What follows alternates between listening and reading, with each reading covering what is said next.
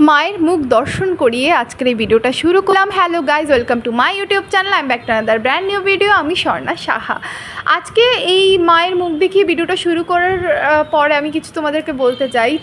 তোমাদের যদি কখনো মনে হয় যে কেউ তোমাদের সাথে অন্যায় করছে, অপরাধ করছে, কেউ তোমাদের বিরুদ্ধে বাজে কথা বলছে বা বাজে কিছু রটাচ্ছে যেটা একদমই সুখকর বা শোভনীয় নয়, তাহলে তোমরা একটা কাজ করবে, তোমরা চুপ থাকবে। কখনোই অন্যায়ের বিরুদ্ধে এইসব অন্যায়ের বিরুদ্ধে স্পেসিফিক্যালি প্রতিবাদ করবে না, চুপ থাকবে, ভগবানে বিশ্বাস করবে। তোমার প্রতি যদি কেউ অন্যায় করে থাকে, কেউ অপরাধ করে থাকে, তাহলে ভগবান নিশ্চয়ই তোমার সেটা সুবিচার পাইয়ে দেবে। ভগবানের বিচার দেরিতে হয়, কিন্তু খুবই শক্তপোক্তভাবে হয়, আর ভগবানের বিচার অনেক সুন্দর হয়। ভগবানের বিচার পাওয়ার জন্য তোমাদের অবশ্যই অপেক্ষা করতে হবে। তো এটা ঠনঠনিয়া কালীবাড়ির মন্দিরের একটা ফুটেজ, যেখানে ঠনঠনিয়া কালীবাড়ি ঠনঠনিয়া কালী মাকে তোমাদেরকে সবাইকে দর্শন করালাম।